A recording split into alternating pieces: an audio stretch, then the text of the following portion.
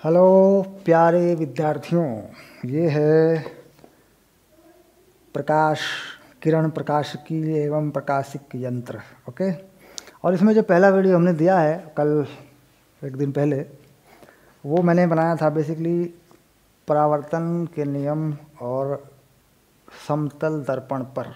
Okay, और उस video में मैंने समतल दर्पण की जानकारी आपको दी थी कि कैसे समतल दर्पण में प्रतिबिंब बनते हैं। ठीक है, अब हम आ रहे हैं 12वीं कक्षा के भौतिक विज्ञान के ऊपर, क्योंकि समतल दर्पण की जानकारी या परावर्तन के नियम या वो सारी जो बेसिक जानकारियाँ थी वो आप 10वीं क्लास में पढ़ चुके होते हैं। और चूंकि 10वीं क्लास में मैंने कहा था कि कुछ ज़्यादा ध्यान से देखा नहीं जाता, इसलिए पहला वीडियो जो था वो था इंट्रोडक्शन, है ना, टाइप।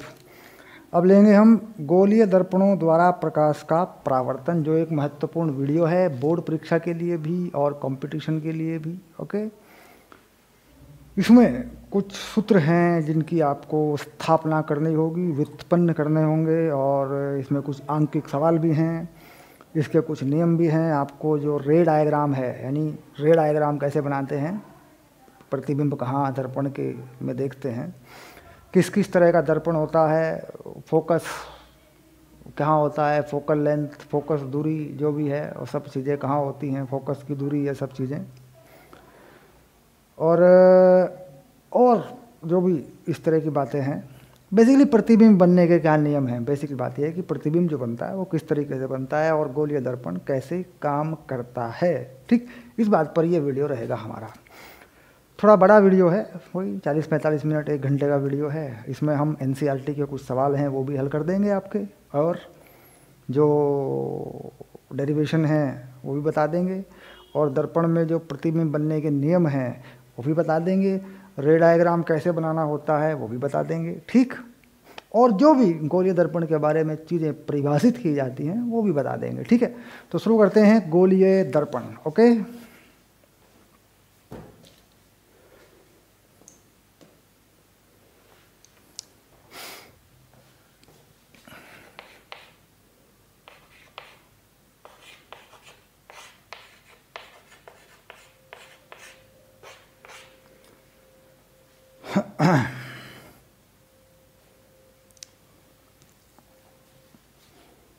ओके, तो कितने प्रकार का होगा गोलीय दर्पण, है ना। 2 तरह का है, देखो, एक है अवतल दर्पण, और दूसरी तरफ पहुंच जाओ, इधर लिख देते हैं उत्तल दर्पण। ऐसे ऐसे लिख दो, उत्तल दर्पण, ऐसे। ठीक, सिंपल। अब बात करें अवतल दर्पण की। अवतल दर्पण मतलब जिसका तल जो है दबा हुआ हो। अब इसकी बनाने का तरीका क्या है, दर्पण बनाने के लिए, इस तरह का दर्पण बनाने के लिए करना क्या पड़ेगा। कहता है ये गोलीय दर्पण है। ठीक, तो खाली गोले, कांच का खाली गोला, यानी जैसे एक आपने थोड़ा बिजली का बल्ब जो होता है, इस तरह का खाली गोला, गोलीय कोश बोलते हैं जिसको, उसके अगर बाहरी हिस्से पर, जैसे मान लो, पहले सबसे पहले तो बनाओ एक गोला, एक गोला बनाओ सबसे पहले। देखो ये बनाया मैंने गोला, ये है कांच का खाली गोला। ठीक, इसके मान लो यहाँ से लेके यहाँ तक के हिस्से पर मैं पॉलिश कर दूँ, एक ऐसी पॉलिश, ठीक, जिसकी वजह से ये लाइट को वापस करे। ठीक, तो ये बन गया गोलीय पृष्ठ, और गोलीय पृष्ठ के बाहर की तरफ पॉलिश होगी तो अंदर प्रकाश जाएगा इस पृष्ठ के ऊपर और वापस आएगा प्रकाश किरण। ओके, तो प्रतिबिंब बनेंगे। ठीक है, अब इसका जो केंद्र है उसको दिखाना पड़ेगा C, और जो इसकी त्रिज्या है उसको परिभाषित करना पड़ेगा R। इसका नाम क्या होगा, ये होगी वक्रता त्रिज्या या वक्र की त्रिज्या, वक्रता त्रिज्या, है ना, इसे बोल सकते हैं वक्रता त्रिज्या। ठीक, ये है अवतल दर्पण। अब इसका उल्टा करें, मान लीजिए अंदर की तरफ पॉलिश करें तो कैसा दर्पण बनेगा, ये बनेगा उत्तल दर्पण। अब उत्तल दर्पण का भी कुछ छोटा सा एक ऐसा ही चित्र बना लें अगर हम, तो हमें दिखाई देगा। इधर करना पड़ेगा पॉलिश, है ना, तो इसमें इधर पॉलिश करो, देखो ऐसे, यूँ, और जिस गोले से बना है ये उसका केंद्र हो गया यहाँ पे, और ये होगी उसकी वक्रता त्रिज्या, यानी कुल मिला के रेडियस। ओके, अब ये तो हैं दो दर्पण, एक है अवतल एक है उत्तल दर्पण। ठीक, अब बात ये आई कि इनमें जब प्रतिबिंब बनते हैं, उस प्रतिबिंब बनने का जो बेसिक है, जो तरीका है, जो आधार है, वो क्या है? प्रकाश की किरण, प्रकाश की कुछ किरणें अगर इस पर पड़ें तो वो किस तरीके से परावर्तित होती हैं। तो मान लीजिए इसमें क्या करते हैं हम कि हम देखते हैं भाई प्रकाश की किसी किरण को डाल के देखते हैं हम, और हम देखते हैं कि वो कैसे काम करती है। मान लो प्रकाश की एक किरण को हम इस पे डालते हैं कुछ इस तरीके से, ऐसे यहाँ से डाल देता हूँ। मान लो मैं प्रकाश की किरण आ रही है, मान लो कोई यूँ आ रही है, देखो प्रकाश की किरण। ठीक, तो ये देखिए यहाँ इस बिंदु पे आई है, मान लो ऐसे, तो यहाँ एक नॉर्मल बनेगा अभिलंब, ये बन गया अभिलंब, तो ये एंगल हो गया देखो आई, ऐसे। ठीक, तो जितने एंगल पर ये पड़ेगी यहाँ अभिलंब से, उसके लिए क्या करते हैं कि यहाँ एक स्पर्श रेखा भी बना सकते हो तुम, ताकि तुम्हें ये अभिलंब के साथ बना हुआ कोण 90 डिग्री तुम्हारा बन जाए, 90 डिग्री बन जाए, ऐसे। ये भी तरीका है, स्पर्श रेखा बना लेते हैं। अब आई के बराबर क्या होगा? आर होगा, तो आर यानी इधर को ये किरण वापस जाएगी, यानी ये जो हुआ ये हुआ कोण आर। ठीक, तो आई बराबर आर, परावर्तन का नियम क्या कह रहा है? आई बराबर आर, कोण आई और आर जो है बराबर होंगे। ठीक, छोटा आर लिया जा रहा है ना, तो छोटा आर लिख दो। ठीक, स्मॉल आर है ना, ये देखो। ठीक, अब ये हुआ किरण, प्रकाश की किरण कैसे आई अवतल दर्पण के ऊपर। अब ऐसे ही बिल्कुल यहाँ पर भी देख सकते हैं। मान लीजिए प्रकाश की कोई किरण जो है इधर से आती है, यूँ इधर से आती है और इस पृष्ठ पे गिर जाती है ऐसे, तो इस पर भी देख सकते हैं कि उसको कैसे वापस जाएगी। तो यहाँ पर भी एक अभिलंब बना सकते हैं केंद्र से होते हुए। देखो ये बना दिया अभिलंब मैंने केंद्र से होते हुए, यूँ ये बना दिया नॉर्मल, और ये मान लो एंगल बना दिया आई, और इसी पर इसको वापस कर दें तो ये बना दिया आर। तो यहाँ किरण की ये स्थिति है। ठीक, अब बात इसमें आती है कि इन किरणों से प्रतिबिंब बनने का क्या मतलब है। प्रतिबिंब बनने का मतलब क्या है? देखो मान लीजिए यहाँ से चलने वाली दो किरण बना लें ऐसे, और यहाँ पर भी बना लें ऐसे, इधर को चले ये इधर को चले यूँ, तो देखो दोनों जो है यहाँ मिल रही हैं इस पॉइंट पे, इस बिंदु पे। एक इधर से आ रही थी प्रतिबिंब के लिए, इधर से मुड़ी, यहाँ पे हुआ, दोनों बराबर कोण बने, यहाँ पे इसका परावर्तन हुआ। तो यहाँ पर इस बिंदु पे मिली दोनों, देखो एक ये आ रही थी इधर से और दूसरी आ रही थी इधर से, तो इस बिंदु पे दोनों मिल रही है देखो परावर्तन के बाद। इसका मतलब अगर यहाँ कोई बिंदु है, ये है बिंदु ए, तो ये बिंदु है क्या?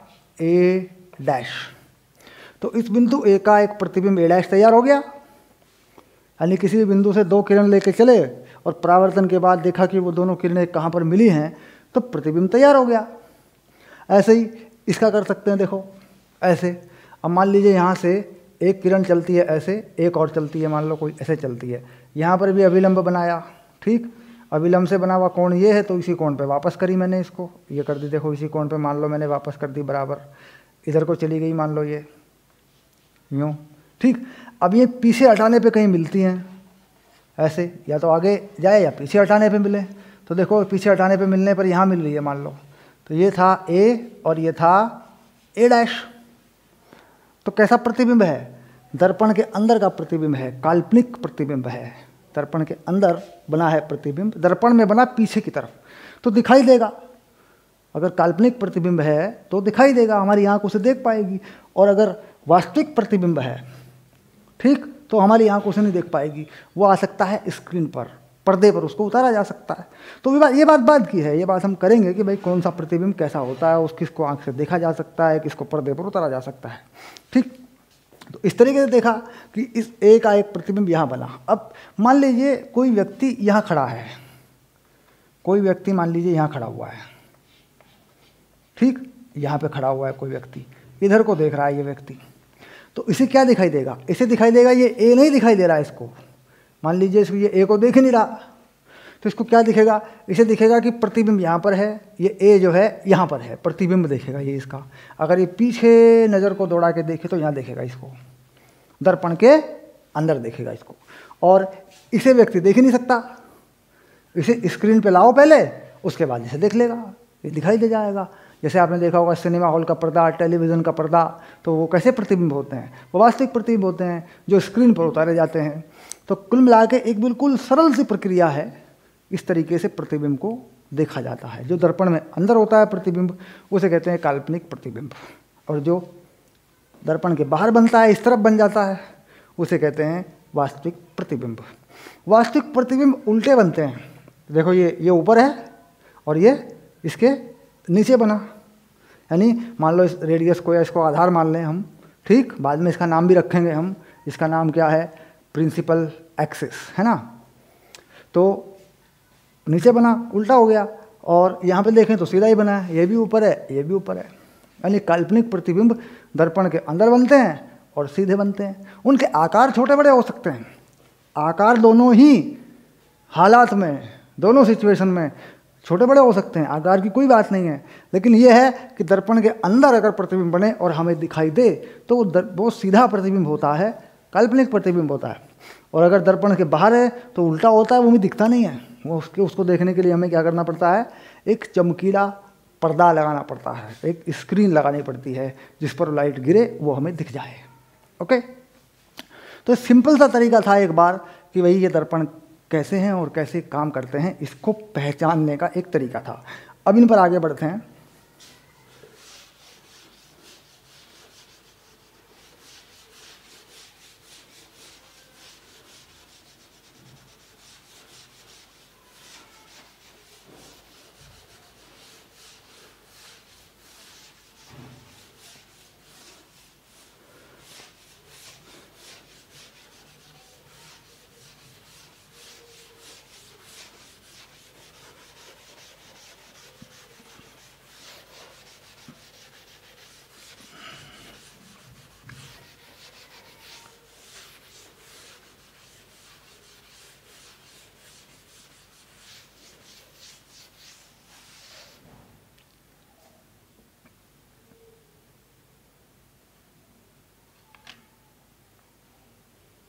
अब बात करते हैं कि जो साइन कन्वेंशन है, यानी जो चिन्ह पद्धति है, वो कैसे काम करती है। ठीक, अब चिन्ह पद्धति कैसे काम करती है, अब चिन्ह कैसे लगाते हैं, चिन्ह पद्धति कैसे काम करती है, यानी इसे कहते हैं साइन कन्वेंशन, है ना। ये चिन्ह पद्धति कैसे काम करती है, सिस्टम क्या है इसका। अब इसके लिए क्या करते हैं कि एक अक्ष बनाते हैं, पहले एक अक्ष बनाते हैं, और मान लीजिए उस अक्ष को मान लेते हैं एक्स एक्सिस, या अपने माइंड में रखते हैं, लेकिन उसको एक अक्ष कहते हैं बस हम, कोई एक्स एक्सिस या वाई एक्सिस वाली बात नहीं है, सिर्फ अक्ष कहेंगे तो काम चलेगा। ठीक, अब मान लो हम एक एक्स अक्ष या अक्ष बना दें, ये बना दिया हमने अक्ष। क्या कह सकते हैं इसको, उसे कह सकते हैं कि ये मुख्य अक्ष है, बस, और कुछ कहने की आवश्यकता नहीं है। इसको एक्स अक्ष वाई अक्ष कहने की आवश्यकता नहीं है। इसके लंबवत भी एक अक्ष बनाते हैं, ठीक, ये दूसरा अक्ष है, इसके लंबवत एक अक्ष है। ठीक, अब यहाँ पर हम कोई दर्पण रखते हैं, इसे मान लो ये शून्य है और ये शून्य शून्य कोमा, ऐसे मान लें दोनों को, यानी इधर की तरफ जो दूरियाँ ली जाती हैं वो ली जाती हैं धनात्मक, इधर की तरफ जो दूरियाँ ली जाती हैं वो ली जाती हैं ऋणात्मक यानी नेगेटिव, ऊपर की तरफ ली जाती हैं धनात्मक, नीचे की तरफ ली जाती हैं ऋणात्मक। अगर इतना मान लें तो काम चलेगा, इसको नाम देने की आवश्यकता नहीं है। अब मान लीजिए कोई दर्पण हम यहाँ रख देते हैं, दर्पण रख दिया, मान लो मैंने ऐसे, ये देखो मैंने यही दर्पण रख दिया, मान लो ये रख दिया मैंने दर्पण, ठीक है, ये मैंने दर्पण रख दिया। ठीक, तो देखा जाए तो मैंने कौन सा दर्पण रख दिया, ये मैंने कोई भी नाम हो, अवतल दर्पण रख दिया मैंने। अब यहाँ पर क्या है कि इसका जो केंद्र है वो धनात्मक की तरफ पड़ेगा कि ऋणात्मक की तरफ पड़ेगा। तो देखेंगे अगर इसको मूल स्थिति में रख दिया जहाँ पर शून्य शून्य है तो इसका इधर पड़ेगा केंद्र, मान लो इसका केंद्र यहाँ पड़ गया C। ठीक, तो इसका जो रेडियस होगा, देखो ये होगा इसका रेडियस ऐसे। अब इधर की तरफ ली जाने वाली दूरियाँ ऋणात्मक होंगी, नेगेटिव होंगी, और पीछे की तरफ ली जाने वाली दूरियाँ धनात्मक होंगी। ऊपर की तरफ ली जाने वाली दूरियाँ या लंबाइयाँ धनात्मक होंगी और नीचे की तरफ ऋणात्मक होंगी। अब मान लीजिए मैं इसके सामने कोई वस्तु खड़ी कर देता हूँ, मैं यहाँ एक वस्तु खड़ी कर देता हूँ, देखो ऐसे, इसका नाम रखा मैंने AB। ठीक, अब मान लीजिए इसका प्रतिबिंब कहीं बन जाता है, मान लो इसका प्रतिबिंब यहाँ बन जाता है, सपोज यहाँ इसका प्रतिबिंब बन जाता है A', B', तो इसकी जो ऊंचाई है, इसकी जो लंबाई है वो धनात्मक होगी। ये पॉजिटिव हो गया HO, O से मतलब वस्तु, ऑब्जेक्ट। और ये कैसी होगी इसकी ऊंचाई?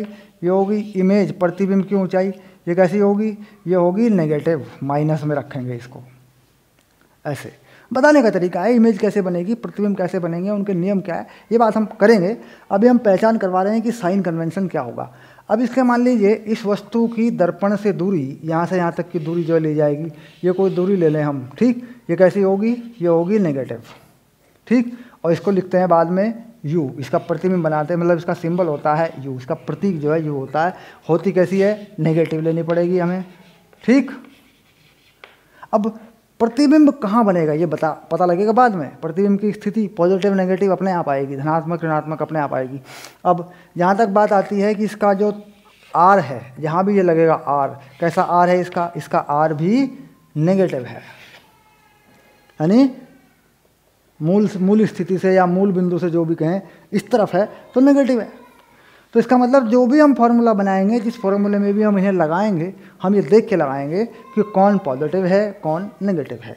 और जिसको हम नहीं जानते उसके बारे में हम कुछ नहीं बताएंगे, उसको बताएगा आंसर। मान लीजिए हमें वस्तु की स्थिति लगानी है, ऐसे है तो नेगेटिव लगाएंगे, ऑब्जेक्ट ऊपर रखा है तो पॉजिटिव लगाएंगे, सिंपल सी बात है। इसका फोकस या रेडियस जो भी हम आगे बात करेंगे, फोकस निकालेंगे तो ऋणात्मक लगाएंगे। ये किसका है? ये कॉनकेव का है। लेकिन जो प्रतिबिंब की स्थिति आएगी हम उसको कुछ नहीं लगाएंगे, वो अपने आप आएगी। वो नेगेटिव आएगी तो इधर को, पॉजिटिव आएगी तो इधर को, वो अपने आप पता लगेगा। तो एक तरीका है साइन कन्वेंशन का, यानी अगर एक्स वाई मान लें, इसको एक्स एक्सिस मान लें, इसको वाई एक्सिस मान लें, तो बिल्कुल एज इट इज जैसा तुम्हारा निर्देशांक होता है ये बिल्कुल वैसा ही है, इसमें कोई फ़र्क नहीं है। ठीक, ऐसे ही मान के इसको चल सकते हैं। वैल्यू रखने में कंफ्यूज ना हो, वैल्यू रखना बड़ा सीधा है, सरल है। जो दिया है, जहाँ दिया है वो फॉर्मूले में वैल्यू में डालना होता है। जो मालूम नहीं है वो अपने आप आता है, वो पॉजिटिव हो चाहे नेगेटिव हो, अपने आप आता है, वो अपना साइन लेके आता है आंसर में। तो ये बात हुई कि साइन कन्वेंशन चिन्ह पद्धति क्या है ना।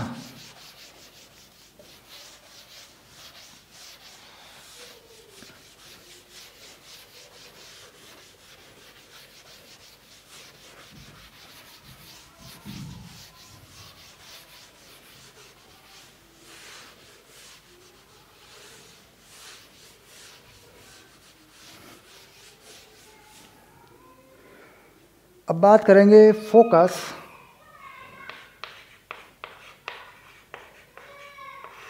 एवं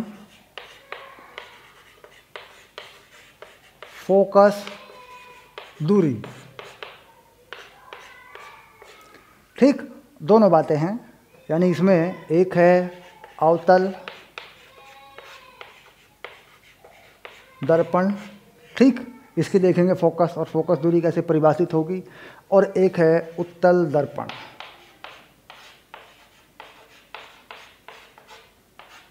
दोनों ठीक। फोकस क्या है? कह रहा है अगर मुख्य अक्ष के समानांतर कुछ किरणें किसी दर्पण पर डाल दी जाएं तो परावर्तन के पश्चात वो जिस बिंदु पर मिलती हैं या मिलती हुई प्रतीत होती हैं उसे कहते हैं फोकस। ठीक, यानी सिंपल सी परिभाषा।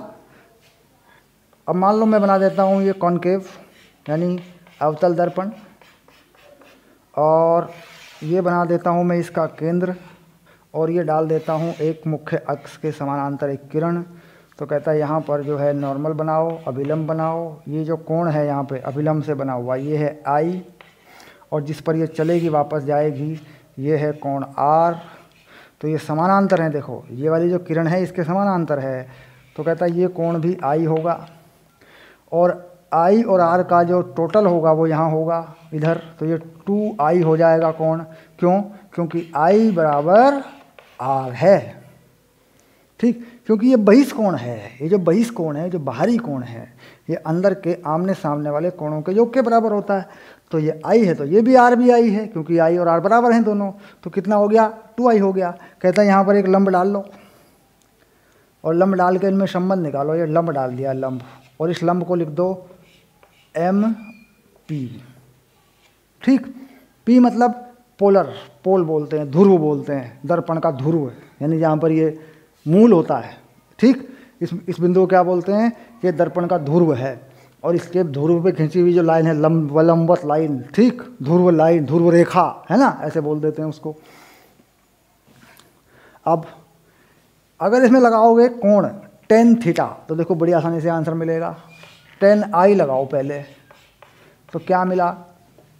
MP/R। ये जो पूरा है ये पूरा R है, ऐसे। क्यों? क्योंकि इस P को इसके बिल्कुल पास माना गया, इस बिंदु P को इसके ध्रुव के बिल्कुल पास माना गया।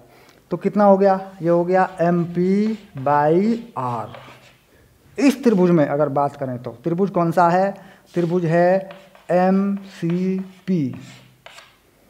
ठीक, अब यहाँ पर जा रही है लाइन, इसे मान लेते हैं F, फोकस। ठीक, अब tan 2I लगाएं, अगर डबल कर दें अगर एंगल को, तो क्या बनेगा? MP/F, यानी PF। ये आ गया PF। अब देखो PF ये थोड़ी सी डिस्टेंस है, ये वाली PF है, जिसको बाद में तुम F कहोगे, फोकस दूरी कहोगे इसको बाद में। अब यहाँ से अगर इन दोनों को डिवाइड कर दो तो क्या बनेगा? I/2I। tan हटा दो। tan क्यों हटाता है? छोटे एंगलों के लिए tan हट जाता है, जब एंगल बहुत छोटे होते हैं तब tan हट जाता है। तो क्या हो गया? ये बन गया तुम्हारा, देखो ये PF जो है ऊपर चला जाएगा, इधर भी डिवाइड कर दिया, ये R इधर आ जाएगा। तो PF की जो वैल्यू है वो आ जाएगी R/2, यही बन जाएगी तुम्हारी फोकस की दूरी R/2। ठीक, तो क्या किया? tan थीटा बराबर थीटा बहुत छोटे कोणों के लिए, है ना, बहुत छोटे कोणों के लिए, ये लगा दिया। ठीक, तो इससे क्या मिला कि जो फोकल लेंथ है, जो फोकस दूरी है, वो रेडियस की आधी हो गई। किस में देखा? अवतल दर्पण में देखा। बिल्कुल यही बात तुम उत्तल दर्पण में देख सकते हो। एक बार इसे उत्तल दर्पण में भी देख लो, लगे हाथ।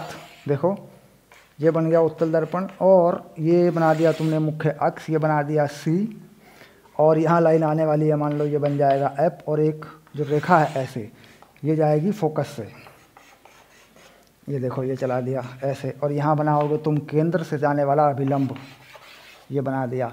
तो देखो ये जो एंगल है यही है I और यही है R। ठीक, अब यहाँ पे देखोगे इसको, तो ये जो I है, कहता है यहाँ से बनेगा ये भी I है, और यहाँ से बनेगा ये, देखो ये जो है ये R है, तो ये 2I बन जाएगा। कहता है यहाँ भी अभिलंब डाल लो MP के नाम से, और बिल्कुल ऐसा ही यहाँ भी हो जाएगा। ठीक, डन हो गया। तो बिल्कुल यहाँ पे भी दिखा सकते हो, यह है मुख्य अक्ष के समानांतर एक किरण। ठीक, तो ये कैसा लगेगा? जब ये रिफ्लेक्शन होने के बाद, परावर्तन होने के बाद इधर को जाएगी, तो क्या लगेगा कि यहाँ से निकल रही है लाइट, इस पॉइंट से। क्योंकि यहाँ मान लो कोई देखे इसको, यहाँ खड़ा होकर कोई देखे तो ऐसा लगेगा कि इधर से लाइट जा रही है। तो क्या हो गया?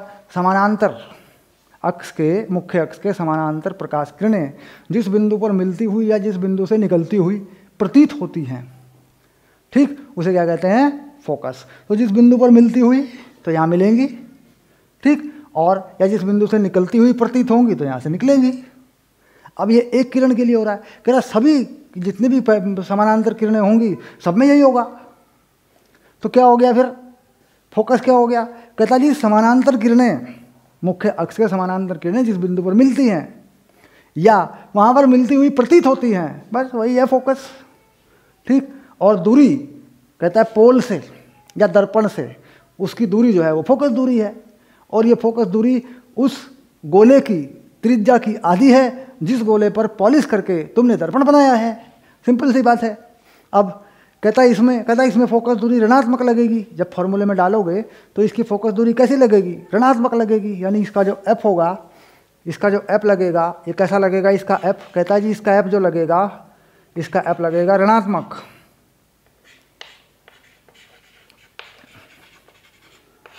ठीक, और इसका F कैसा लगेगा? इसका F लगेगा धनात्मक। बस ये तो बेसिक बातें हैं, ये तो याद रहती हैं, तो टेंस में भी याद होगा आपको, ठीक, कि पॉजिटिव कौन है, नेगेटिव कौन है, किसका फोकस नेगेटिव, किसका फोकस पॉजिटिव। अब यहाँ वास्तविक फोकस कौन है, काल्पनिक फोकस कौन है? कहता जी ये वास्तविक फोकस है। जो वास्तविक किरणें वास्तव में यहाँ मिल रही हैं वो स्क्रीन पर आएंगी, वो हम देख तो नहीं सकते, लेकिन ये वास्तविक फोकस है। कह रहा है यहाँ पर प्रतीत हो रही हैं, इस बिंदु से निकलती हुई प्रतीत हो रही हैं किरणें। कहता है ये काल्पनिक फोकस है। काल्पनिक फोकस है, धनात्मक है, दर्पण के अंदर है, ठीक। वास्तविक फोकस है, ठीक, ऋणात्मक है, दर्पण के बाहर है, जिधर से प्रकाश किरणें आ रही हैं उसी तरफ है। तो कुल मिलाकर ये दो तरह के फोकस हैं। तो ये परिभाषित हो गए फोकस, ठीक। अब आगे बढ़ते हैं, थोड़ा और आगे बढ़ते हैं, देखते हैं अगला बिंदु क्या आ रहा है।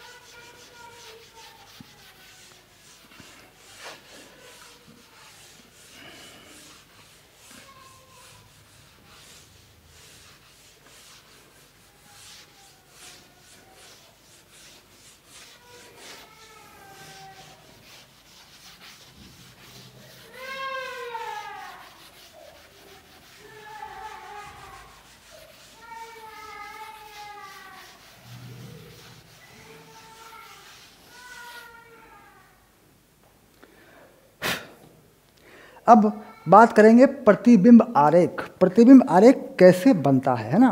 तो प्रतिबिंब आरेख बनाने के बाद फिर बना लेंगे दर्पण का सूत्र।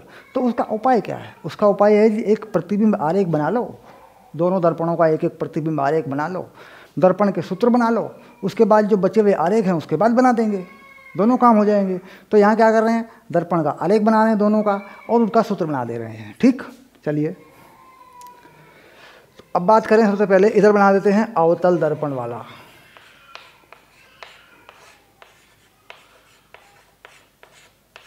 और उस तरफ बनाएंगे उत्तल दर्पण वाला।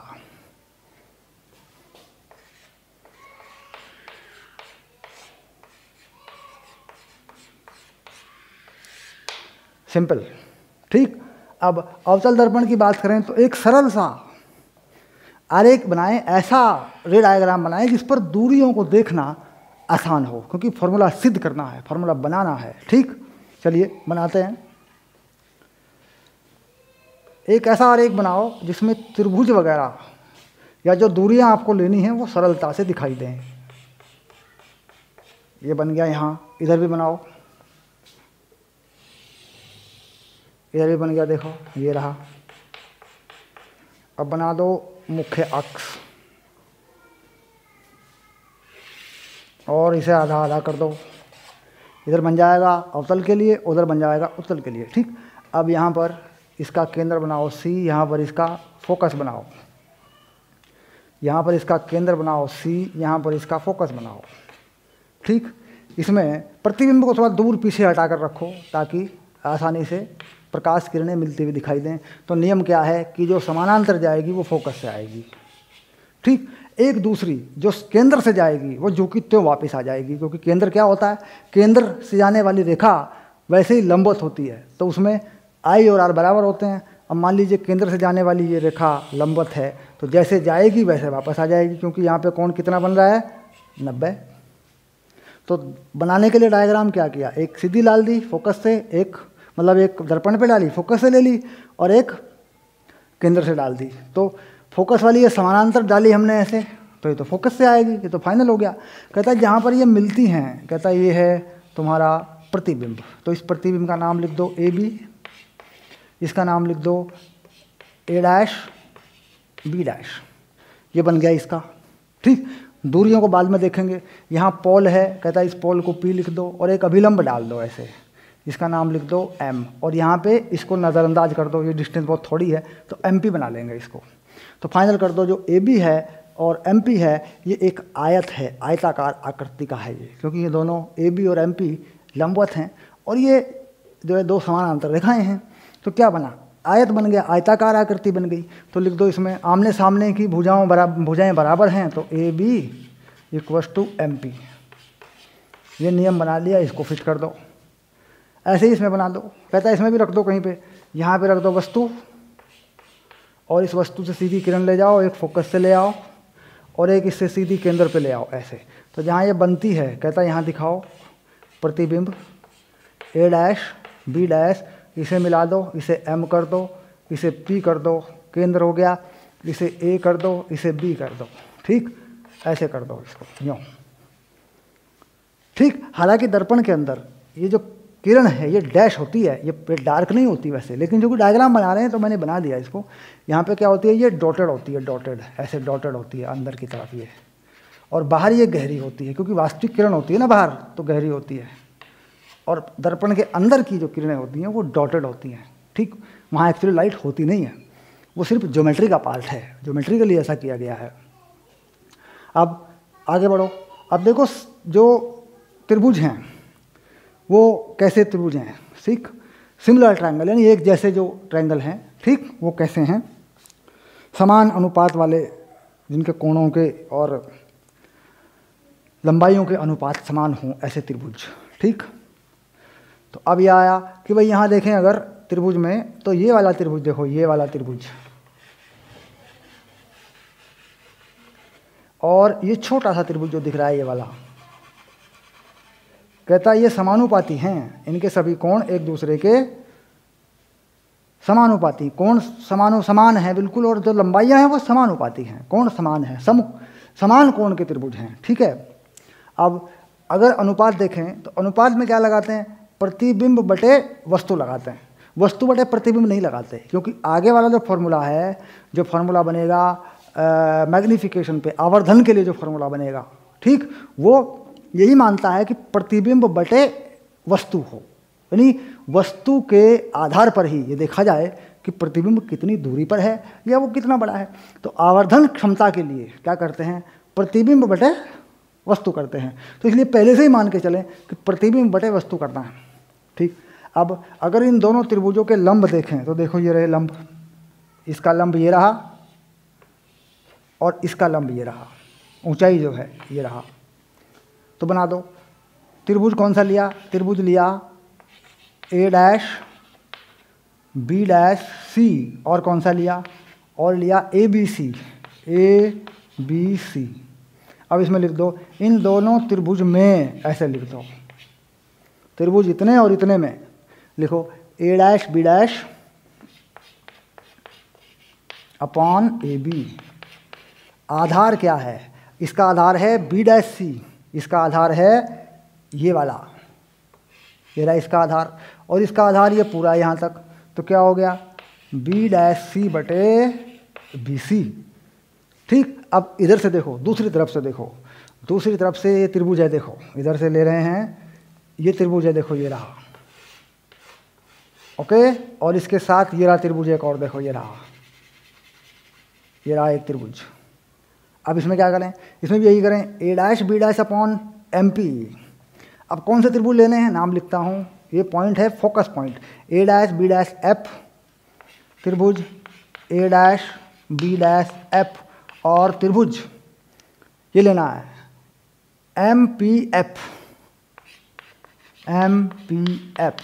अब इसमें लेते हैं में। ठीक, अब इनके बारे में लिखते हैं, देखो A' B' बटे MP, A' B' बटे MP इक्वल टू MP हो गया, इक्वल टू B' बटे FP। ये आधार है, देखो ये आधार है, इसको पक्का करो, ये इसका आधार है ऐसे, और ये इसका आधार है। ठीक, तो B' बटे PF, B' बटे PF ये आ गया। और ये जो दूरी है हम ये कह रहे हैं कि ये पहले हमने ये दूरी है हमने ना के बराबर मान ली, नगण्य मान लिया इसको, ठीक। तो कुल मिलाकर ये दो चीज़ें आई, हम इन दोनों को बराबर करके देखो। सबसे पहले क्या है, सबसे पहले तुम्हारे पास है ए डैश बी डैश बटा ए बी। दूसरी चीज़ है तुम्हारे पास बी डैश सी बटा बी सी। यह है तीसरी चीज़ बी डैश एफ बटे पी एफ। बस ये तीन बातें तुम्हारे पास बराबर हैं। अब यही बातें इसमें भी आएंगी, अभी इस पर भी पहुंचेंगे हम, ये बातें इस पर भी आएंगी। अब इसके बाद अगर हम इन दोनों को बराबर करें, इसको ना करें अभी, तो इन दोनों को बराबर करने से क्या होता है, हमें इस मुख्य अक्ष पर फैली हुई दूरियों के बीच में संबंध स्थापित, हमारे संबंध जो है वो स्थापित हो जाते हैं, हमें मिल जाते हैं वो संबंध, क्योंकि इनमें ऊंचाई नहीं है। ये सब देखो B dash C B C B F वगैरह सब मिल जाते हैं हमें। तो हम क्या करते हैं, पहले इसको ले लेते हैं, यानी पहले हम लेते हैं बी डैश सी बटे B C equals to B dash F बटे पी एफ, ठीक। अब इन्हें सॉल्व करते हैं हम कि इससे हमें क्या मिलता है। देखो बी डैश सी सबसे पहली चीज़ है, बी डैश सी ये है बी डैश सी, ये है सबसे पहली चीज़ बी डैश सी। अगर इसको निकालोगे तो दर्पण से ही देखना पड़ेगा, दर्पण से यहाँ तक क्या है सी तक, कहता दर्पण से सी तक जो है वो है त्रिज्या यानी आर, और आर है 2f के बराबर फाइनल। और यहाँ तक देखो बी डैश सी तक, कहता है बी डैश सी वो है जहाँ पर इमेज बनी है, इसे कहते हैं वी, यानी जो इमेज बनी है उसकी स्थिति है वी। तो कुल मिलाकर अगर दूरी के हिसाब से देखा जाए तो ये जो थोड़ा सा डिस्टेंस है ये वाला, यहाँ से यहाँ के बी डैश सी तक, ये है 2f माइनस वी। तो लिख दो इसे 2f माइनस वी। अब बात करें बी सी की, बी सी, ठीक। तो कहता है ये बी तक का जो कुल है ये है u, और जो सी तक का है वो है 2f यानी r, तो ये हो जाएगा u minus 2f। B dash F, और बी डैश एफ पे आ गए, बी डैश एफ क्या है, कहता है ये है पूरा v, फिर से दिखा रहा हूँ, और ये है f। तो छोटी सी जो दूरी है ये बी डैश एफ, कहता है ये कितनी है, ये है v माइनस एफ, तो ये हो गया v माइनस एफ। और ये क्या है एफ पी, कह रहा है ये फोकल लेंथ यानी फोकस दूरी एफ। तो ये संबंध बन के आया। अब इस संबंध को अगर थोड़ा आगे बढ़ा लें तो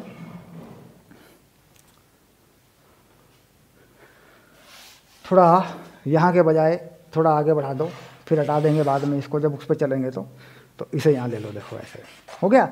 अब इसे करो क्रॉस मल्टीप्लाई, 2f स्क्वायर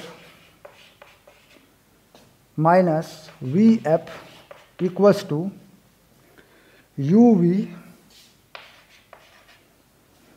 और माइनस यू एफ और माइनस 2vf और प्लस 2f स्क्वायर। ये आ गया देखो इस तरीके से। अब इसमें दोनों तरफ बराबर है, ये कट जाएगा, ये जो 2vf है इधर आएगा, इधर माइनस का, ये प्लस का हो जाएगा, तो एक बचेगा vf और uv माइनस uf। कहता है इसको पूरा uvf से भाग कर दो, uvf, तो ये क्या बनेगा 1/u equals to 1/f minus 1/v। इधर ले आओ 1/u प्लस 1/v 1/f, ठीक, ये आ गया। कहता अभी ये आया नहीं है, फार्मूला यही बनेगा, यही आएगा। कहता ये भी आया नहीं है, इसके ऊपर तुमने चिन्ह पद्धति नहीं लगाई। अगर चिन्ह पद्धति लगाने के बाद ये ऐसा ही रहे कोई बात नहीं है, ठीक है। अगर बदल जाए तो जो बदल के आएगा वो फाइनल होगा, कुल मिला के फाइनल होगा तभी जब तुम इस पर चिन्ह पद्धति लगा दोगे।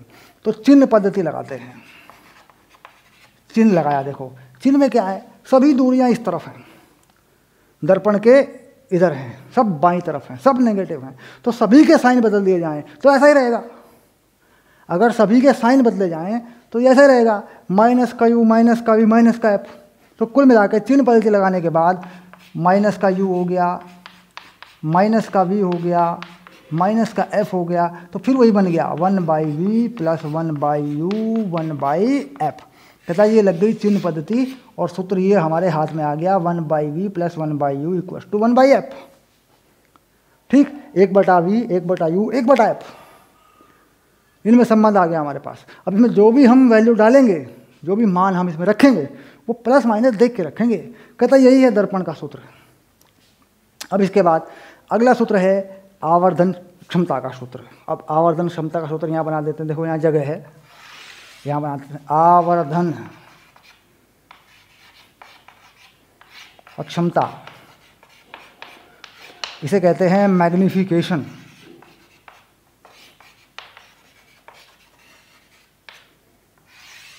ठीक, यानी वस्तु के आकार के मुकाबले प्रतिबिंब का आकार कैसा है। ठीक, बढ़ा है घटा है, तो इसका मतलब है कि ये चीज़ लगाई जाए। अब इन दोनों का इस्तेमाल कर लिया जाए, ऐसे छोटा पड़ेगा, इसका और इसका भी कर सकते हैं, यहाँ से यहाँ तक कर लो, ये आसान है क्योंकि देखो ये चीज़ है b' और pf, ये कितना है v - f/f है, आसान है। और यहाँ a'/b/ab क्या है, सिंपल, प्रतिबिंब की ऊंचाई और वस्तु की ऊंचाई। तो लिख लो a'/b'/ab = क्या है v - f/f, तो v - f/f। थोड़ा और सरल करो तो ये बनेगा v/f - 1, ऐसे बन जाएगा। देखो अब ये क्या है a'/b', कहता है ये है प्रतिबिंब की ऊंचाई, इसको मान लो hi, प्रतिबिंब की ऊंचाई, हाइट ऑफ इमेज, और इसे मान लो हाइट ऑफ ऑब्जेक्ट यानी वस्तु की ऊंचाई। ठीक, अब इसके बाद v/f, कहता है v/f यहाँ से सोल्व कर लो, v/f कितना आएगा। ठीक, यानी अपॉन में f, बस ये सॉल्व कर लो तुम। अब v/f को भी सॉल्व कर सकते हो, कोई दिक्कत नहीं। क्या करें उसके लिए, इस v को उधर ले जा सकते हो f की तरफ। ठीक, v/f के लिए या इस f को इधर ले आओ, v को उधर ले जाओ, तो कुल मिला के यहाँ से निकालना है ना। तो यहाँ से निकालो, यहाँ से कैसे निकालते हैं, देखो इसे हटा देता हूँ, यहाँ पे कर देता हूँ, देखो इसको सॉल्व। ठीक, ये हो गया 1/v + 1/u = 1/f। अब देखो ये हो गया v + u/vu 1/f, तो v/f, अगर v/f निकालूँ, देखो इसे v को इधर ले गया, ये आ गया v + u/u, बस ये आ रहा है v/f। ठीक, इसको यहाँ लगा दो इस जगह पे, तो क्या मिलेगा v + u/u - 1। ओके, तो देखो इसका बनाओ, नीचे एलसीएम बना लो, क्या बनेगा ये, कहता है जी ये चीज़ बन जाएगी केवल v/u।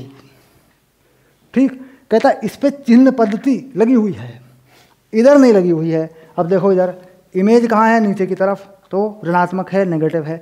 ऑब्जेक्ट कहाँ है, ऊपर की तरफ, तो पॉजिटिव है। कहता है यहाँ लगाना पड़ेगा चिन्ह पद्धति, ऐसे। ठीक, तो कुल मिला के चीज़ क्या आ गई, कहता है बीच की चीज़ हटा दो, बस यही लिख दो v/u, बस खत्म। अब ये जो चिन्ह है इसे उधर ले जाओ, hi/ho, यानी प्रतिबिंब की ऊंचाई, वस्तु की ऊंचाई, ये बन गई -v/u। तो बस यही है आवर्धन क्षमता, जिसको तुम कहते हो m, यानी मैग्निफिकेशन। यानी m का जो फार्मूला है वो क्या है, -v/u, प्रतिबिंब की ऊंचाई बटे वस्तु की ऊंचाई, इस तरीके से होता है। ठीक, अब ये कौन से टाइप का मैग्निफिकेशन है, लीनियर मैग्निफिकेशन है, यानी सरल रेखीय आवर्धन क्षमता है। ठीक, अब इसमें इसका मतलब क्या है, इसका मतलब ये तब काम करता है जब वस्तु खड़ी हो, अक्ष के ऊपर खड़ी हो। अगर वस्तु पड़ी है तब नहीं, लिटा के नहीं, खड़ा हुआ, वस्तु खड़ी हो, उनकी ऊंचाइयाँ इसमें काम आ रही हैं। तो आवर्धन क्षमता का सूत्र क्या बना, बस इसके आगे m और लिख दो, = m, ऐसे। लो बात पूरी हो गई, एक ये बॉक्स, एक ये बॉक्स, इस तरीके से बनता है सूत्र। ठीक, अब इसमें त्रिभुज कैसे हैं, बात करें उत्तल दर्पण की। तो सिंपली से सरलता से आप समझ सकते हैं त्रिभुज कौन सा किसके समतुल्य है, कैसा त्रिभुज है, कौन सा त्रिभुज समानुपाती है, किसके कौन समान है। अब उसके लिए क्या कर सकते हैं, देखो त्रिभुज बना देता हूँ मैं। कहता है ये जो त्रिभुज है पूरा, ये देखो ये पूरा जो त्रिभुज है, इस त्रिभुज के अंदर ये छोटा सा त्रिभुज है, ये देखो दिख गया, बिल्कुल साफ दिख गया होगा आपको। कहता है ये हैं समानुपाती या समतुल्य त्रिभुज, ठीक। अब कहता है ये जो त्रिभुज है ये वाला, ये पूरा, अब देखो इसको भी साफ साफ दिखा देता हूं मैं। ये जो त्रिभुज है ये पूरा, कहता है इसके अंदर ये त्रिभुज है छोटा सा, देखो यहां पे ये रहा ऐसे। ये भी सिमिलर ट्रायंगल हैं, इनके भी जो कोण हैं वो समान हैं, तो भुजाओं के अनुपात समान होंगे, ठीक। तो कहता ऐसे ही इसमें लगाना है, बिल्कुल वही सिस्टम है, a डैश बी डैश बटे A B, B dash C बटे बी सी, इसमें लिखते चले जाओ। और फाइनली इसकी दूरियां हैं u p f वगैरह लगा के, किसी इसमें किया v f वगैरह एडजस्ट करके, तो कहता है इसमें भी यही सूत्र स्थापित होगा। चिन्ह पद्धति लगाने के बाद ये आएगा, चिन्ह पद्धति लगाने से पहले कुछ और आएगा। इसमें तो सेम आया था अवतल में, क्योंकि सभी एक ही दिशा में हैं, सारी दूरियां उधर बाईं तरफ हैं। इसमें थोड़ा अलग आएगा, कहता है चिन्ह पद्धति लगा के ये आ जाएगा। ऐसे ही इसका आवर्धन है, वो भी चिन्ह पद्धति लगा के, इस तरफ वाली HI HO लगा के, ठीक, वो आएगा। इसमें HI और HO दोनों पॉजिटिव हैं, इसमें प्रतिबिंब भी ऊपर है, वस्तु भी ऊपर है, तो यहाँ इसमें माइनस नहीं आएगा। तो यहाँ से जो फाइनल हो गया आएगा बस वही बनेगा। तो कुल मिला के उत्तल दर्पण के लिए भी इस सूत्र को स्थापित करना है। और बता दूँ आपको कि बोर्ड परीक्षा में इनमें से कोई भी आ जाता है, लेकिन बोर्ड परीक्षा में ऐसा लिखा हुआ नहीं आता कि इस सूत्र को उत्तल दर्पण के लिए बनाइए, अवतल दर्पण के लिए बनाइए। इसलिए मैंने अवतल दर्पण पे बना दिया, तो आप इसी को लिखना, क्योंकि नाम से नहीं आता।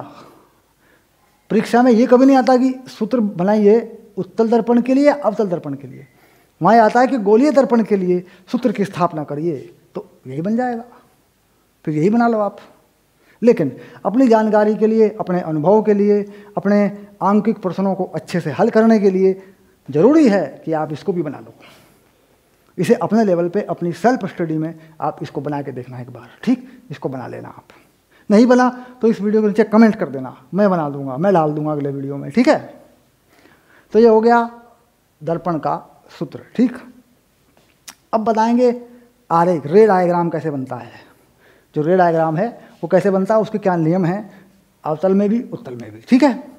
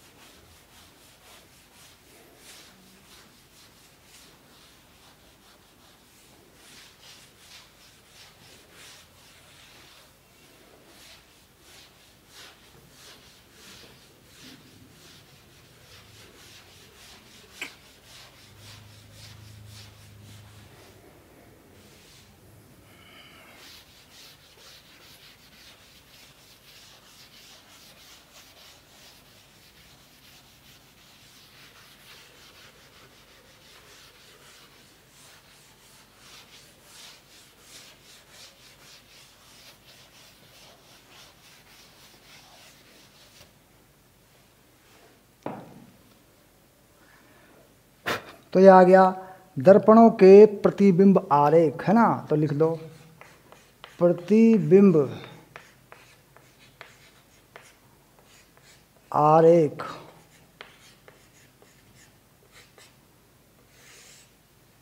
या चित्र, रे डायग्राम, किरण आरेख, इसे बोल देते हैं किरण आरेख, रे डायग्राम, है ना।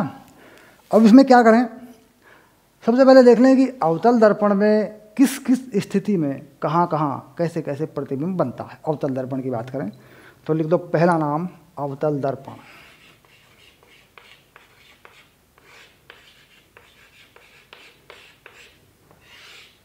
अब क्या क्या चीज़ें डिफाइन होती हैं, देखो क्या क्या चीज़ें परिभाषित होती हैं। ये हो गया केंद्र, ये हो गया फोकस, और वस्तु बहुत दूर रखी हो तो वस्तु को रख दिया बहुत दूर ऐसे, तो कहाँ बनेगा प्रतिबिंब, ये पता करना है।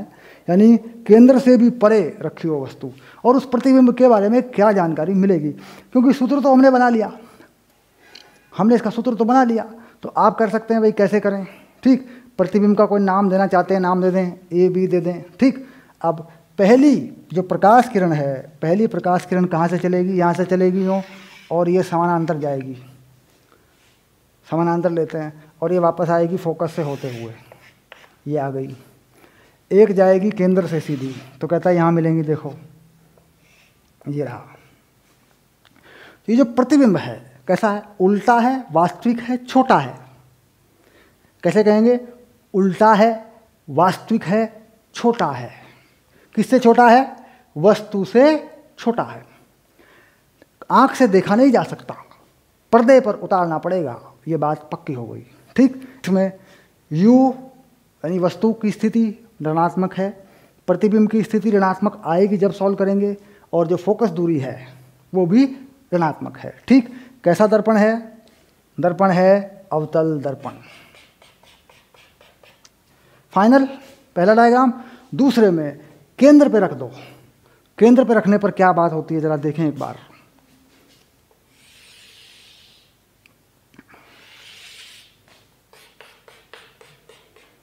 ये हो गया फोकस, ये हो गया सेंटर, कहता है यहीं रख दो, यहीं पे रख दो वस्तु को।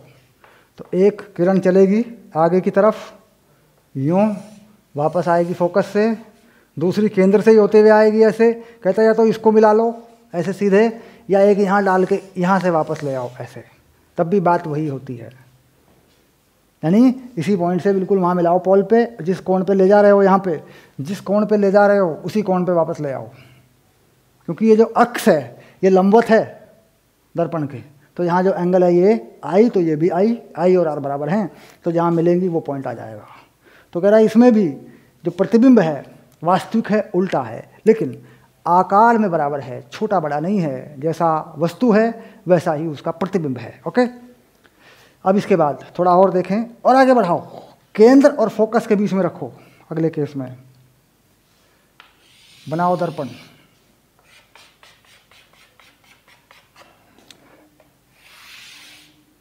ये बनाया फोकस, ये बनाया केंद्र, इसके बीच में रख दो, बिल्कुल बीच में रख दो ताकि साफ दिखाई दे। ठीक, एक फोकस से लेके आओ, एक सेंटर से लेके आओ और आगे बढ़ाओ इसको ऐसे। देखो यहाँ मिल गई, सीधी करके मिला सकते हैं और बना लो सीधा ऐसे, थोड़ा और आगे बढ़ा लो, ये देखो ऐसे। दोबारा मिला देंगे, कोई चिंता वाली बात नहीं, दोबारा मिला देंगे। ये देखो, चलो दोबारा मिलाते हैं।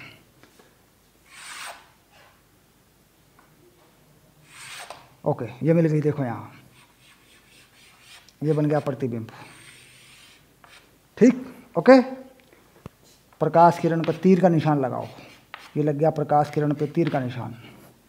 ठीक, तो कैसा है ये? वास्तविक है, उल्टा है, बड़ा है। वास्तविक है, उल्टा है, बड़ा है। किससे बड़ा है? वस्तु से बड़ा है, इसकी लंबाई वस्तु से अधिक है। ठीक, चलिए इसके बाद और आगे बढ़ाओ, है नहीं, अब फोकस पे लेके जाओ। ठीक, अब फोकस पे ले आने के लिए क्या है, इसे मिटा लो, इसे हटा लो यहाँ से, लो फोकस वाला बनाएंगे।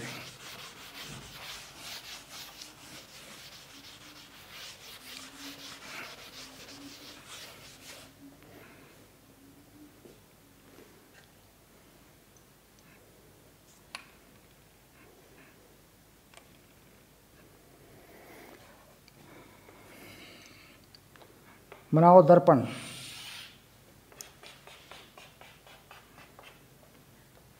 अक्ष बनाओ, फोकस, केंद्र। ठीक, और रख दो फोकस पे खड़ा करके ऐसे यूँ। अब देखो क्या होने वाला है, कहता है जी लाइन जाएगी और फोकस से वापस आएगी। ये चली गई जी फोकस से वापस।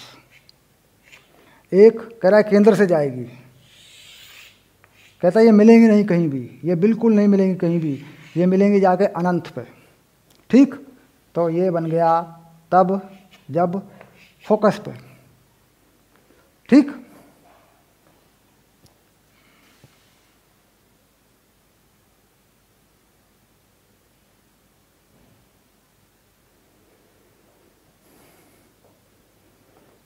अब फोकस से भी आगे बढ़ाओ, फोकस और दर्पण के बीच में, फोकस और दर्पण के ध्रुव के बीच में इस यहां पे लेके आओ। अब यहां वाला बनाओ।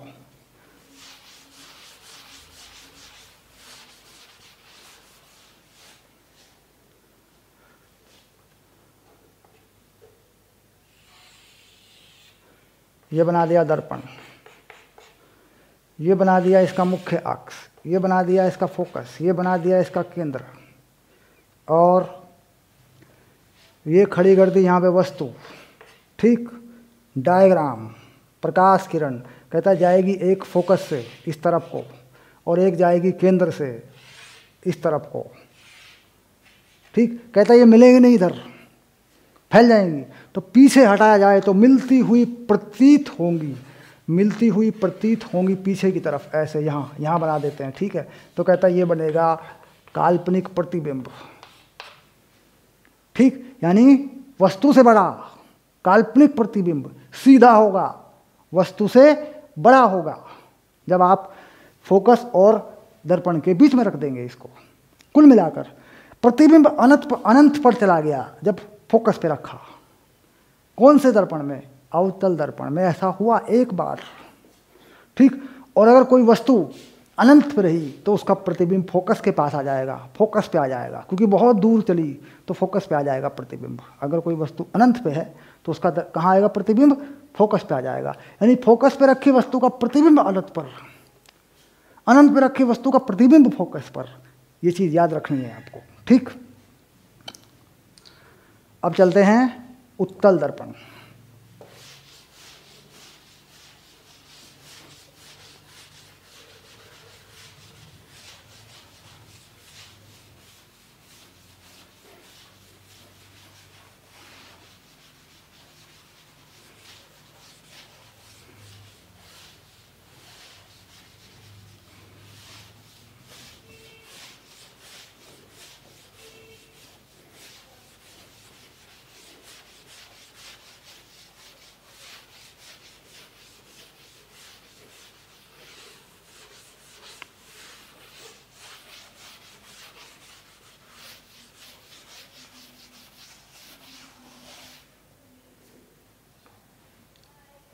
अब उत्तल दर्पण किरण आरेख। ठीक, इसमें क्या करना है? बस एक ही किरण आरेख बनता है, सब पे लागू हो जाता है, क्योंकि दर्पण के अंदर होते हैं फोकस, केंद्र, दूरियां, तो उन पे तो आप रख नहीं सकते, बाहर ही रखना पड़ेगा, तो बाहर तो कुछ है नहीं। ठीक, अब देखो समझ में आ जाएगा आसानी से। मान लो कि ये अवतल दर्पण है, तो ये इसका अक्ष है, ये फोकस है मान लो, ये सेंटर है मान लो, ऐसे। ठीक, ऐसा मान सकते हैं। तो जो भी होगा इधर होगा, वस्तु कहाँ होगी? इधर होगी। तो इधर क्या है? कहीं भी रखो, अनंत तक रखो आप, कोई दिक्कत नहीं है, क्योंकि बाकी दूरियां इधर हैं, उधर तो आप वस्तु रख ही नहीं सकते। ठीक, तो अब मान लो किसी वस्तु को यहाँ रख दें कहीं भी, ऐसे ऐसे, तो कैसे किरण कैसे जाएगी? कहता है एक जाएगी ऐसे फोकस से, यूँ वापस जाएगी यूँ ऐसे, और एक जाएगी सीधी केंद्र से ऐसे। ठीक, कहता है ये भी वापस आ जाएगी, यहीं पे जाएगी, यहीं पे आ जाएगी, तो दोनों जहाँ मिली कहता ये है बस। यानी सभी हालात में, सभी केसेस में क्या होगा? प्रतिबिंब वस्तु के आकार से छोटा होगा, काल्पनिक होगा। ठीक, और दर्पण के अंदर होगा और सीधा होगा, उल्टा नहीं होगा। यानी इसका प्रतिबिंब इसमें दिखाई देगा। ठीक, और किरण जैसे जाएगी वैसे वापस आ जाएगी। ये किरण रिफ्लेक्शन होके, परावर्तन होके वापस चली जाएगी। तो प्रकाश कहाँ से आता हुआ दिखाई देगा? कहता है इसका प्रकाश यहाँ से आता हुआ दिखाई देगा, फैल जाएगा। तो ये जो प्रकाश फैल रहा है, कहता है यही हमारी आँख में घुस जाएगा और हमें दिखा देगा कि प्रतिबिंब यहाँ पर है, यानी वस्तु यहाँ पर है। इससे पहले का वीडियो देखो, उसे मैंने बताया कि दिखता क्यों है, कौन से काल्पनिक प्रतिबिंब में ऐसी क्या बात है कि वो में दिखता है? कहता है वो प्रकाश वापस आ जाता है टकराकर, जहाँ से आता हुआ प्रतीत होता है वहीं वो प्रतिबिंब है, वो दर्पण के अंदर है, इसलिए हम कहेंगे काल्पनिक प्रतिबिंब है, क्योंकि वास्तव में लाइट तो है नहीं वहाँ पे। तो क्या है? छोटा, आकार में छोटा है, सीधा है, काल्पनिक प्रतिबिंब है उत्तल दर्पण के अंदर, बस यही बात है और कुछ नहीं है। अब कर देते हैं इसके सवाल, फॉर्मूले बन गए, सवाल कर देते हैं इसके, ठीक है।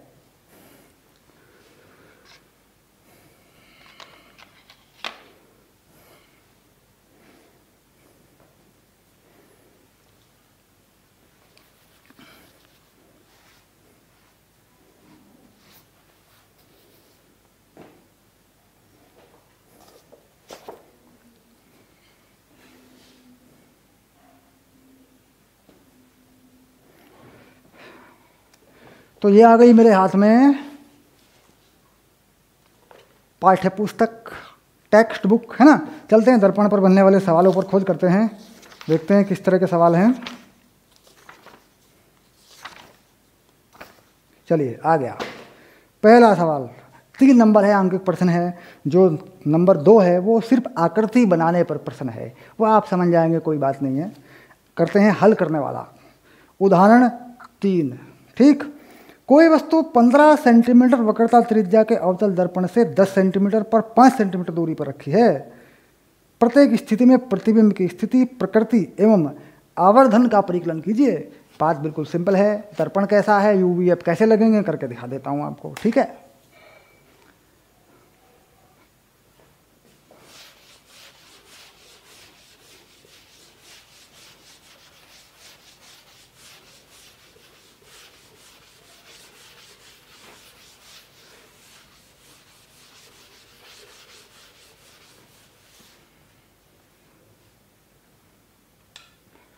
तो उदाहरण 9.3, ठीक। कैसा दर्पण है? अवतल दर्पण है जी, बढ़िया, बहुत बढ़िया। और कितना आर है? वक्रता त्रिज्या है 15, फोकस हो जाएगा -15/2 सेंटीमीटर। याद रखें अवतल दर्पण है, गलती ना करना, रेडियस का आधा करना और माइनस की वैल्यू लगेगी इसमें। ये हो गया फोकस, परिभाषित फोकस दूरी। वस्तु कहाँ रखी है? कहला जी पहले मामले में वस्तु रखी है -10 सेंटीमीटर। वस्तु की स्थिति बाईं तरफ होती है, माइनस में लेंगे, बस बनाए प्रतिबिंब। तो 1/v + 1/u 1/f। चलिए v का मालूम नहीं, प्रतिबिंब कहाँ बनेगा हमें नहीं पता, वो धनात्मक होगा ऋणात्मक होगा छोटा बड़ा हमें नहीं पता, आंसर बताएगा। u -10, focus -15/2। हल करते जाएं, बिना डरे हल करते जाएं, कोई खतरा नहीं है, शाबाश। इस 10 को उधर कर दो, 1/v 1/10 -2/15, शाबाश। लघुत्तम बना दो, लघुत्तम कितना बनेगा? 30 बना दो। ये 3, ये 4, क्योंकि 2 है, 15 दूनी 30, 2 दूनी 4, तो ये कितना बन गया? -1/30, 1/v, v पहुंच गया -30 पर, ठीक। अब आवर्धन, यानी m क्या था? -v/u, फॉर्मूला बनाया जा चुका है।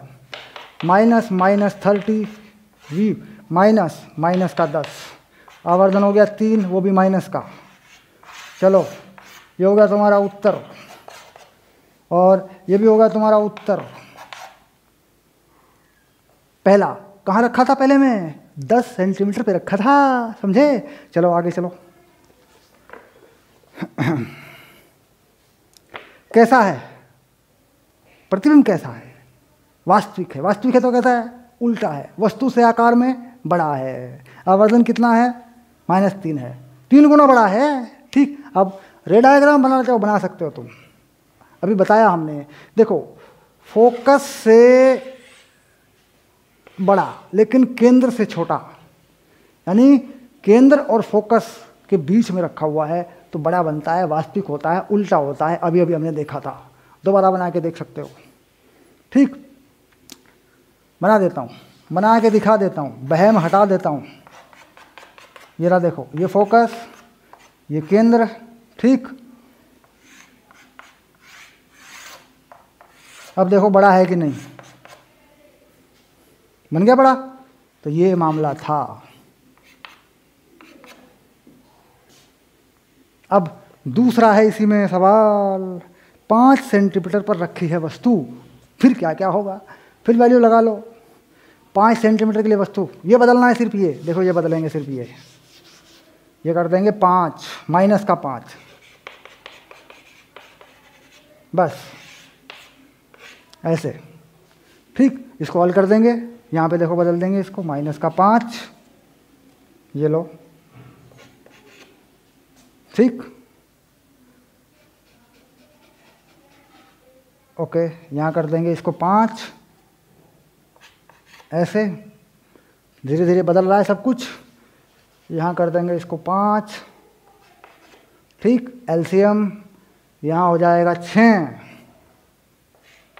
ठीक, यहाँ हो जाएगा 2, धनात्मक 2, प्लस का 2 आएगा। यहाँ हो जाएगा प्लस का 15, प्रतिबिंब बन गया दर्पण के पीछे। ठीक, अब यहाँ हो जाएगा प्लस का 15, तो ये आ जाएगा 3/2, माइनस माइनस कट जाएंगे। ठीक, उत्तर डायग्राम बनेगा। कैसे डायग्राम बना देते हैं इसका, ये बना दर्पण, ये बना अक्ष, ये बना फोकस, ये बनी वस्तु। फोकस से कम पे है, फोकस कितने पे है 7.5, वस्तु कितने पे है 5, तो ऐसा होगा। और ये बना केंद्र, तो ये गया और ये गया केंद्र से, मिला दो पीछे, यहाँ मिलेगा, देखो ये वाला है। समझ गए होंगे, सिंपल सी बात है यार, क्या टेंशन है। चलो डन हो गया, एक उदाहरण हो गया। दर्पणों में कैसे वैल्यू रखनी है ये पता लग गया। और सवाल है, और करा रहा हूँ, डरना मत, भागना मत, अभी वीडियो स्किप मत कर देना, चलते रहना। और अगर सब्सक्राइब नहीं किया ना दोस्त, कर ले, सब्सक्राइब कर ले चैनल को हमारे।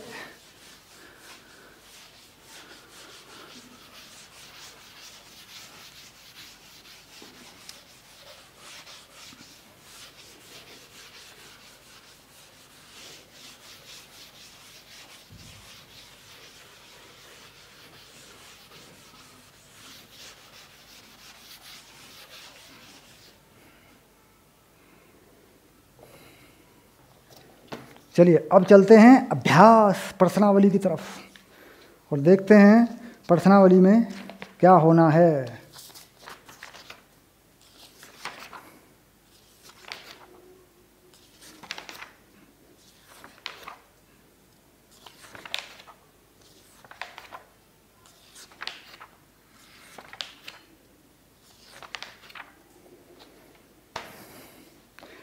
पहला सवाल 9.1 अभ्यास का बिल्कुल पहला सवाल।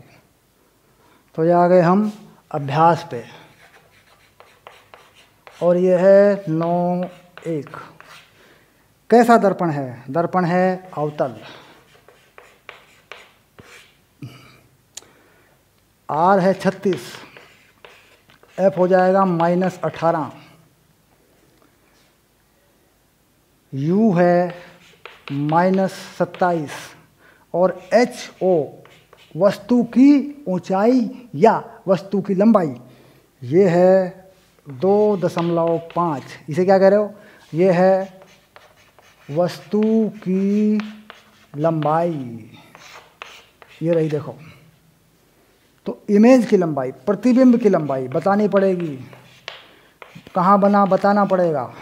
ठीक, ये क्या है? HI क्या है? ये है प्रतिबिंब की लंबाई।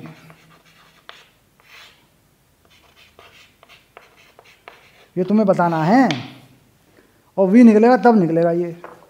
ठीक, तो दोनों प्रकार के सूत्र का उपयोग होगा। पहला सूत्र क्या है, 1/v प्लस 1/u 1/f, ये रहा। दूसरा सूत्र क्या है, आवर्धन क्षमता, ये है -v/u HI/HO, इसका भी उपयोग होगा दोस्त, ठीक, और इसका भी होगा। चलो चालू कर दो प्रोग्राम, फिल्म बनानी शुरू कर दो, शूटिंग शुरू, ठीक, लगा दो वैल्यू। चलो 1/v, v का तो हमें पता ही नहीं होता यार, हम क्या लगाएं v को, ये हो गया -27, अवतल दर्पण है -18, 1/v, फटाफट चलता जा, 18, एलसीएम बना ले 54, ये 2 ये 3, v हो गया -54, बात हुई खत्म, फिनिश। चलो आगे चलो, -v/u, इमेज की ऊंचाई पता नहीं, वस्तु की ऊंचाई प्लस में है 2.5 सेंटीमीटर, प्लस में पॉजिटिव क्यों है, अक्ष के ऊपर खड़ी है, ठीक। अब लगाओ वैल्यू, कितना आ रहा है अभी, -54, लगा लो, -54, u कितना है, -27, HI 2.5, तो HI कट 27 दूनी 54, 5 सेंटीमीटर माइनस में, ठीक, माइनस में आ गई यानी उल्टी है। प्रतिबिंब कैसा है, उल्टा है, उल्टा है वास्तविक है बड़ा है, उल्टा है वास्तविक है बड़ा है, ठीक, आंसर हो गया। यदि मोमबत्ती को दर्पण की ओर ले जाएं तो पर्दे को किस प्रकार हटाना होगा, अगर मोमबत्ती को दर्पण की ओर ले जाएं तो पर्दे को किस प्रकार हटाना होगा, यानी अगर u की वैल्यू घटाएं तो पर्दा कहाँ होगा, जहाँ पर ये वास्तविक प्रतिबिंब दिख रहा है इसकी स्थिति कैसे बदलेगी, ठीक। चलिए अब बताते हैं इस सवाल का उत्तर भी। यह है फोकस, यह है केंद्र, ठीक, यह है ये वस्तु और ये है प्रतिबिंब, ऐसे, और यही प्रतिबिंब के पास यही है पर्दा, पर्दा है पर्दा, ठीक, ये रहा पर्दा, जहाँ प्रतिबिंब है वहीं पर्दा है, पर्दे पर प्रतिबिंब है। अगर ये क्या कह रहा है, यदि मोमबत्ती को दर्पण की ओर ले जाएं, अगर मोमबत्ती को दर्पण की ओर ले जाएं तो क्या होने वाला, देखो फोकस से जाने वाली रेखा पर कोई फर्क नहीं पड़ेगा, ये जो कि त्यों है। अब इसका क्या फर्क पड़ेगा, ये कहाँ मिलने वाली है, पीछे मिलने वाली है, पता लगा लिया पीछे, तो पर्दा दूर जाएगा, ये आ गया पर्दा, ठीक। तो पर्दा दर्पण से और दूर हटाना पड़ेगा क्योंकि प्रतिबिंब दर्पण से और दूर बनेगा बाईं तरफ। इसका भी उत्तर मिल गया, बिल्कुल सरल था, ठीक। तो कुल मिलाकर ये प्रश्न भी हल हुआ। चलते हैं अगले प्रश्न की तरफ, प्रश्न नंबर 9(2), ओके।